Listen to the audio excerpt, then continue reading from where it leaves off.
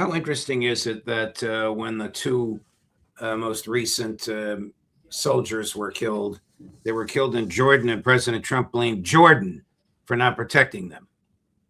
Yeah, what's Jordan going to do? Most Jordanians are Palestinian, and they're not very happy about having U.S. bases in the region, in their country. There's basically no popular support for having these bases in the country, because everyone in Jordan, or most people in Jordan, know those bases are just there to provide strategic depth for Israel, to protect Israel.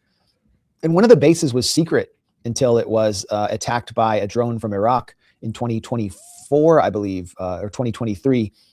2024, Tower 22. This was a secret U.S. military base on the Jordanian side of the Syrian border that has also been used, was also used to support infiltration and regime change in Syria. It is now totally evacuated after being attacked again by Iran directly, as is the Muwafiq Salti base, which was the site of three U.S. soldiers who were killed defending Israel from that base. Mm-hmm. And I think King Hussein Air Base, it's called, has been evacuated as well. So there's basically a total evacuation taking place in Jordan. The U.S. cannot put tankers, like the in-air refueling tankers, at these bases. This is the King Faisal Air Base in Jordan, has been totally evacuated. So there are U.S. Black Hawk helicopters there. I think some of them may have been hit. There were F-15s there. You know, you look on, satellite images, there's nothing there now.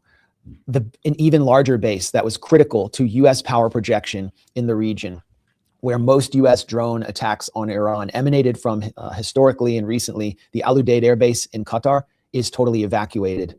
The Fifth Fleet base in Bahrain seems to be mostly evacuated, and much of it is damaged. The Ali al-Salam base in Kuwait is heavily damaged and has been, as far as I know, partially evacuated. So the campaign of de-basification by Iran is proceeding apace, and the U.S. is having to relocate much of its in-air refueling tankers and everything it needs to maintain this war on Iran inside the militarized frontiers of apartheid Israel. There's so much U.S. military air traffic in Israel that the Israeli government has said that the U.S. can't park its tankers at Ben Gurion International Airport because it's interfering with civilian flights.